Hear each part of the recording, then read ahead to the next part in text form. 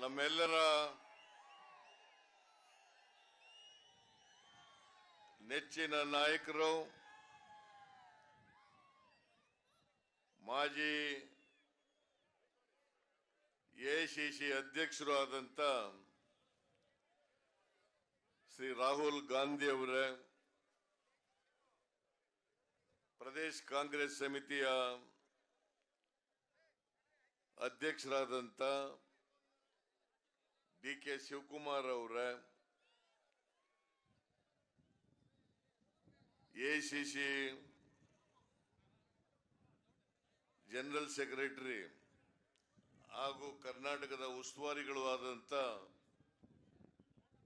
ಶ್ರೀ ಸುರ್ಜೇವಾಲಾ ಅವರೇ, ಮೇಲ್ಮನೆಯಲ್ಲಿ ವಿರೋಧ ಪಕ್ಷದ ನಾಯಕರಾದಂತ ಶ್ರೀ ಹರಿಪ್ರಸಾದ್ ಅವರೇ, ವೇದಿಕೆ ಮೇಲಿರ್ತಕ್ಕಂಥ ರಾಷ್ಟ್ರ ಮತ್ತು ರಾಜ್ಯದ ಎಲ್ಲ ಪಕ್ಷದ ಮುಖಂಡರುಗಳೇ, ಸಿವಿಲ್ ಸೊಸೈಟಿ ಇಂದ ಇಲ್ಲಿ ಭಾಗವಹಿಸಿರ್ತಕ್ಕಂಥ ಎಲ್ಲ ಆತ್ಮೀಯ ಮುಖಂಡರುಗಳೇ, ಇತರ ಸಂಘ ಸಂಸ್ಥೆಗಳಿಂದ ಬಂದಿರತಕ್ಕಂಥ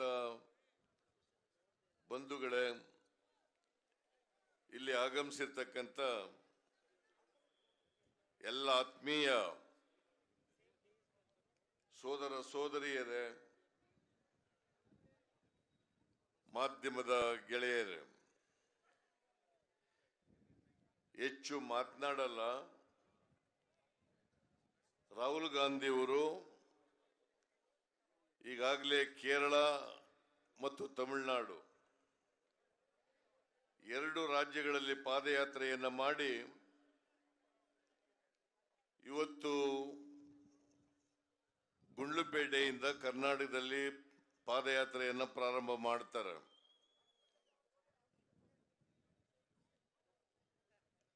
ಕರ್ನಾಟಕದಲ್ಲಿ ಸುಮಾರು 8 ಜಿಲ್ಲೆಗಳಲ್ಲಿ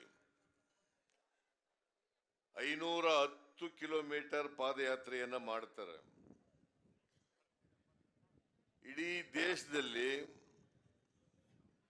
ಸುಮಾರು 3570 ಕಿಲೋಮೀಟರ್ ಪಾದಯಾತ್ರೆಯನ್ನ ಮಾಡ್ತಾ ಇದ್ದಾರೆ. ಬಹುತಃ ಸ್ವಾತಂತ್ರ್ಯ ನಂತರ ಒಂದೇ ಬಾರಿ ಇಷ್ಟೊಂದು ದೂರವನ್ನ ಪಾದಯಾತ್ರೆಯ ಮೂಲಕ ಮಾಡಿ ಬೇರೆ ಯಾವ ಪಕ್ಷಗಳು ಕೂಡ ಯಾವ ನಾಯಕರು ಕೂಡ ಮಾಡಿಲ್ಲ ಅಂತ ಹೇಳಿದ್ರೆ ಅದು ಅತಿಶಯೋಕ್ತಿ ಆಗಲಾರದು. ರಾಹುಲ್ ಗಾಂಧಿ ಅವರು ಕೋಮುವಾದಿ ರಾಜಕಾರಣದಿಂದ ಬೇಸತ್ತು ಭಾರತೀಯ ಜನತಾ ಪಕ್ಷದವರು, ವಿಶೇಷವಾಗಿ ನರೇಂದ್ರ ಮೋದಿ ಅವರು ಪ್ರಧಾನಮಂತ್ರಿ ಆದಮೇಲೆ ದೇಶದಲ್ಲಿ ಧರ್ಮ ರಾಜಕಾರಣವನ್ನ, ಕೋಮುವಾದಿ ರಾಜಕಾರಣವನ್ನ, ದ್ವೇಷದ ರಾಜಕಾರಣವನ್ನ ಮಾಡಲಿಕ್ಕೆ ಪ್ರಾರಂಭ ಮಾಡಿದ್ದಾರೆ. ಇವತ್ತು ದಲಿತರು, ಹಿಂದುಳಿದವರು, ಅಲ್ಪಸಂಖ್ಯಾತರು, ಮಹಿಳೆಯರು, ರೈತರು ಇವರೆಲ್ಲರೂ ಕೂಡ ಆತಂಕದಿಂದ ಬದುಕತಕ್ಕಂಥ ಪರಿಸ್ಥಿತಿ ದೇಶದಲ್ಲಿ ನಿರ್ಮಾಣ ಆಗಿದೆ. ಭಾರತೀಯ ಜನತಾ ಪಕ್ಷ ಯಾವತ್ತೂ ಕೂಡ ಪ್ರಜಾಪ್ರಭುತ್ವದಲ್ಲಿ ನಂಬಿಕೆ ಇಟ್ಕೊಂಡಿರ್ತಕ್ಕಂಥ ಪಕ್ಷ ಅಲ್ಲ. ಸಂವಿಧಾನದ ಬಗ್ಗೆ ಗೌರವವನ್ನು ಇಟ್ಕೊಂಡಿರ್ತಕ್ಕಂಥ ಪಕ್ಷ ಅಲ್ಲ.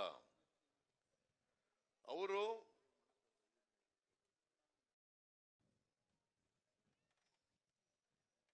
ಒಬ್ಬ ನಾಯಕ, ಒಂದು ಐಡಿಯಾಲಜಿ, ಒಂದು ಚಿಹ್ನೆಯಲ್ಲಿ ನಂಬಿಕೆ ಇಟ್ಕೊಂಡಿರ್ತಕ್ಕಂಥವರು ಭಾರತೀಯ ಜನತಾ ಪಕ್ಷದವರು. ಬಾಬಾ ಸಾಹೇಬ್ ಅಂಬೇಡ್ಕರ್ ಅವರು ಸಂವಿಧಾನವನ್ನು ರಚನೆ ಮಾಡಿ ಸಂವಿಧಾನ ಕಾನ್ಸ್ಟಿಟ್ಯೂಯೆಂಟ್ ಅಸೆಂಬ್ಲಿ ಏನು ಇದನ್ನು ಅಂಗೀಕಾರ ಮಾಡ್ತಾ ಅವತ್ತಿನಿಂದ ಇವತ್ತಿನವರೆಗೂ ಕೂಡ ವಿರೋಧವನ್ನು ಮಾಡ್ತಾ ಇದ್ದಾರೆ. ಅನೇಕ ಸಾರಿ ಮಂತ್ರಿಗಳು, ಲೋಕಸಭಾ ಸದಸ್ಯರುಗಳು, ಭಾರತೀಯ ಜನತಾ ಪಕ್ಷದ ನಾಯಕರುಗಳು ಸಂವಿಧಾನವನ್ನು ನಾವು ಬೇರೆ ಸಂವಿಧಾನವನ್ನು ತರ್ತೇವೆ, ಈ ಸಂವಿಧಾನ ಬೇಡ ಅಂತಕ್ಕಂಥ ಮಾತುಗಳನ್ನು ಅನೇಕ ಸಂದರ್ಭಗಳಲ್ಲಿ ಹೇಳಿದ್ದಾರೆ. ಇದು ಭಾರತೀಯ ಜನತಾ ಪಕ್ಷದ ವರಿಷ್ಠರಿಗೆ ಗೊತ್ತಿಲ್ಲದೆ ಆಡಿರ್ತಕ್ಕಂಥ ಮಾತುಗಳಲ್ಲ. ಇದರ ಅರ್ಥ ಇಡೀ ಭಾರತೀಯ ಜನತಾ ಪಕ್ಷ ಪ್ರಜಾಪ್ರಭುತ್ವದಲ್ಲಿ ನಂಬಿಕೆ ಇಲ್ಲ, ಜಾತ್ಯತೀತ ತತ್ವದಲ್ಲಿ ನಂಬಿಕೆ ಇಲ್ಲ, ಸಂವಿಧಾನದಲ್ಲಿ ಗೌರವ ಇಲ್ಲ. ಹಾಗಾಗಿ ಅವರು ಇಂಥ ಮಾತುಗಳನ್ನ ಆಗಿಂದಾಗೆ ಆಡ್ತಾ ಇರ್ತಾರೆ. ಹಿಂದೆ ವಾಜಪೇಯಿ ಅವರು ಪ್ರಧಾನಮಂತ್ರಿ ಆಗಿದ್ದಾಗ ಪ್ರಯತ್ನವನ್ನು ಮಾಡಿದ್ರು, ಸಂವಿಧಾನವನ್ನ ರೀರೈಟ್ ಮಾಡ್ತೇವೆ ಅಂತಕ್ಕಂಥ ಪ್ರಯತ್ನವನ್ನು ಮಾಡಿದ್ರು. ಆಗ ರಾಷ್ಟ್ರಪತಿಗಳಾಗಿದ್ದಂತ ನಾರಾಯಣರವರು ಇಲ್ಲೇ ಹೋಗಿದ್ರೆ ಬದಲಾವಣೆ ಮಾಡ್ತಾ ಇದ್ರೆ ಏನೋ ಗೊತ್ತಿಲ್ಲ. ಒಟ್ಟಾರೆಯಾಗಿ ಈ ದೇಶದಲ್ಲಿ ಶಾಂತಿ ಸಾಮರಸ್ಯ ಇರಬಾರದು. ಧರ್ಮದ ಆಧಾರದ ಮೇಲೆ, ಜಾತಿ ಆಧಾರದ ಮೇಲೆ ಜನರನ್ನ ವಿಭಾಗ ಮಾಡಬೇಕು, ಆ ಮೂಲಕ ರಾಜಕೀಯ ಲಾಭವನ್ನು ಪಡ್ಕೊಳ್ಬೇಕು ಅಂತಕ್ಕಂಥದ್ದು ಅವರ ಉದ್ದೇಶ. ಇದು ನರೇಂದ್ರ ಮೋದಿ ಅವರು ಪ್ರಧಾನಮಂತ್ರಿ ಆದ್ಮೇಲೆ ಈ ದೇಶದ ಉದ್ದಗಲಕ್ಕೂ ಕೂಡ ಹೆಚ್ಚು ಹೆಚ್ಚು ಆಗ್ತಾ ಇದೆ. ಇದನ್ನ ತಡೆಗಟ್ಟತಕ್ಕಂಥದ್ದು ನಮ್ಮೆಲ್ಲ ನಾಗರಿಕರ ಜವಾಬ್ದಾರಿ. ಸಂವಿಧಾನದಲ್ಲಿ ನಂಬಿಕೆ ಇಟ್ಕೊಂಡಿರ್ತಕ್ಕಂಥ, ಪ್ರಜಾಪ್ರಭುತ್ವದಲ್ಲಿ ನಂಬಿಕೆ ಇಟ್ಕೊಂಡಿರ್ತಕ್ಕಂಥ, ಜಾತ್ಯತೀತ ತತ್ವದಲ್ಲಿ ನಂಬಿಕೆ ಇಟ್ಕೊಂಡಿರ್ತಕ್ಕಂಥ, ಸಾಮಾಜಿಕ ನ್ಯಾಯದಲ್ಲಿ ನಂಬಿಕೆ ಇಟ್ಕೊಂಡಿರ್ತಕ್ಕಂಥ ಎಲ್ಲರೂ ಕೂಡ ಈ ದೇಶದಲ್ಲಿ ಸಂವಿಧಾನವನ್ನು ರಕ್ಷಣೆ ಮಾಡ್ತಕ್ಕಂಥ, ಪ್ರಜಾಪ್ರಭುತ್ವವನ್ನು ಉಳಿಸ್ತಕ್ಕಂಥ ಕೆಲಸಕ್ಕೆ ನಾವೆಲ್ಲರೂ ಕೂಡ ಎಲ್ಲ ತ್ಯಾಗಕ್ಕೂ ಕೂಡ ಸಿದ್ಧರಾಗಬೇಕಾಗ್ತದೆ. ಅದಕ್ಕಾಗಿನೇ ಇವತ್ತು ಬರೀ ಕಾಂಗ್ರೆಸ್ ಪಕ್ಷ ಅಷ್ಟೇ ಹೋರಾಟ ಮಾಡ್ತಾ ಇಲ್ಲ, ಬೇರೆ ನಾಗರಿಕ ವೇದಿಕೆಯವರು ಕೂಡ, ರೈಟರ್ಸ್ಗಳಿರ್ಬಹುದು, ವಿಚಾರವಂತರಿರ್ಬಹುದು, ಹೋರಾಟಗಾರರಿರ್ಬಹುದು, ರೈತ ಸಂಘದವರು ಇರಬಹುದು, ಸಿಪಿಐ ಸಿಪಿಎಂ ಪಕ್ಷಗಳಿರ್ಬಹುದು, ಇವರೆಲ್ಲರೂ ಕೂಡ ಇವತ್ತು ದೇಶ ಉಳಿಸಲಿಕ್ಕೆ ಪಂಕ ಕಟ್ಟಿ ಸಿದ್ಧರಾಗಿರ್ತಕ್ಕಂಥದ್ದು ಒಳ್ಳೆಯ ಬೆಳವಣಿಗೆ ಅಂತೇಳಿ ನಾನು ಭಾವಿಸ್ಕೊಳ್ತೇನೆ. ಅದರಿಂದ ರಾಹುಲ್ ಗಾಂಧಿ ಅವರು ಏನು ಈ ನಿರ್ಣಯ ತಗೊಂಡಿದ್ದಾರೆ, ಸುಮಾರು 500 ಕರ್ನಾಟಕದಲ್ಲಿ 510 ಕಿಲೋಮೀಟರ್, ಇಡೀ ದೇಶದಲ್ಲಿ 3570 ಕಿಲೋಮೀಟರ್. ಇವತ್ತು ದೇಶದಲ್ಲಿ ಅಶಾಂತಿಯನ್ನು ನಿರ್ಮಾಣ ಮಾಡೋದ್ರ ಜೊತೆಗೆ ಬೆಲೆ ಏರಿಕೆ ಆಗಿದೆ, ನಿರುದ್ಯೋಗದ ಸಮಸ್ಯೆ ಇದೆ, ರೈತರ ಸಮಸ್ಯೆಗಳಿದ್ದಾವೆ, ಮಹಿಳೆಯರ ಸಮಸ್ಯೆಗಳಿದ್ದಾವೆ. ಎಲ್ಲ ಸಮಸ್ಯೆಗಳನ್ನು ಕೂಡ ಭ್ರಷ್ಟಾಚಾರ ತಾಂಡವಾಡ್ತಾ ಇದೆ. ಕರ್ನಾಟಕದಲ್ಲಿ ಇವತ್ತು ಇರ್ತಕ್ಕಂಥ ಬಿಜೆಪಿ ಸರ್ಕಾರ 40% ಭ್ರಷ್ಟಾಚಾರ ಅಂತೇಳಿ ಜನಜನಿತ ಆಗಿದೆ. ಇವತ್ತು ಈ ದೇಶ ಉಳಿಬೇಕಾದ್ರೆ, ಪ್ರಜಾತಂತ್ರ ಉಳಿಬೇಕಾದ್ರೆ, ಸಂವಿಧಾನ ಉಳಿಬೇಕಾದ್ರೆ ಈ ಶಕ್ತಿಗಳ ವಿರುದ್ಧ, ಈ ಕೋಮುವಾದಿ ಶಕ್ತಿಗಳ ವಿರುದ್ಧ, ಈ ವಿಭಜಕ ಶಕ್ತಿಗಳ ವಿರುದ್ಧ ಹೋರಾಟ ಮಾಡಬೇಕಾಗಿರ್ತಕ್ಕಂಥದ್ದು ಅನಿವಾರ್ಯ ಇದೆ. ಇದಕ್ಕೆ ನಾಯಕತ್ವವನ್ನು ರಾಹುಲ್ ಗಾಂಧಿ ಅವರು ಕೊಟ್ಟಿದ್ದಾರೆ. ನಾನು ರಾಹುಲ್ ಗಾಂಧಿ ಅವರಿಗೆ ನಿಮ್ಮೆಲ್ಲರ ಪರವಾಗಿ, ಕರ್ನಾಟಕದ ಜನತೆಯ ಪರವಾಗಿ, ದೇಶದ ಜನತೆಯ ಪರವಾಗಿ ಅವರಿಗೆ ಧನ್ಯವಾದಗಳನ್ನು ಸಲ್ಲಿಸಲಿಕ್ಕೆ ಬಯಸ್ತಾ ಇದ್ದೇನೆ. ಆದ್ರಿಂದ ಇದು ಕರ್ನಾಟಕದಲ್ಲಿ ಯಶಸ್ವಿ ಆಗಬೇಕು. ಈ ಭಾರತೀಯ ಜನತಾ ಪಕ್ಷದವರಿಗೆ ಸಹಿಸಲಿಕ್ಕೆ ಸಾಧ್ಯ ಆಗ್ತಾ ಇಲ್ಲ. ಇವತ್ತು ನಮ್ಮ ಪೋಸ್ಟರ್ಗಳನ್ನ, ಫ್ಲೆಕ್ಸ್ಗಳನ್ನ ಹರಿದಾಕ್ತಕ್ಕಂಥ, ಮುಸಿ ಬಳಿತಕ್ಕಂಥ ಪ್ರಯತ್ನಗಳನ್ನ ಮಾಡ್ತಾ ಇದ್ದಾರೆ. ನಾನು ಅವರಿಗೆ ಎಚ್ಚರಿಕೆಯ ಮಾತನ್ನ ಕೊಡ್ತಾ ಇದ್ದೇನೆ. ನೀವು ಇದೇ ರೀತಿ ಮುಂದುವರೆದರೆ ಭಾರತೀಯ ಜನತಾ ಪಕ್ಷದ ಯಾವ ನಾಯಕರು ಕೂಡ ಕರ್ನಾಟಕ ರಾಜ್ಯದಲ್ಲಿ ತಿರುಗಾಡಬಾರದು.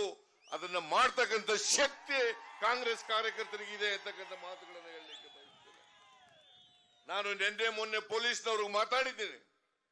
ಆದರೂ ಕೂಡ ಈ ಕುಟಿಲ ಪ್ರಯತ್ನಗಳನ್ನ, ಕೆಟ್ಟ ಪ್ರಯತ್ನಗಳನ್ನ ಅವ್ರು ಮಾಡ್ತಾ ಇದ್ದಾರೆ.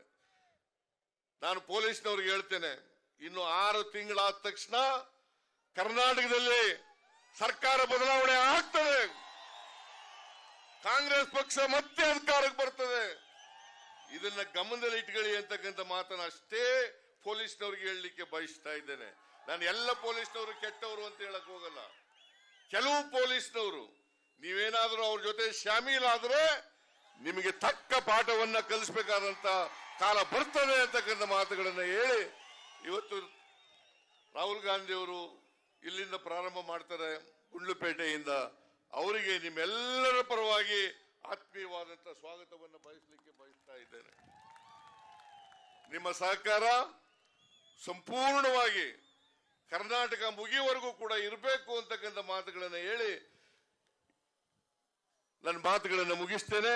ನಿಮ್ಮೆಲ್ಲರಿಗೂ ಕೂಡ ನಮಸ್ಕಾರ.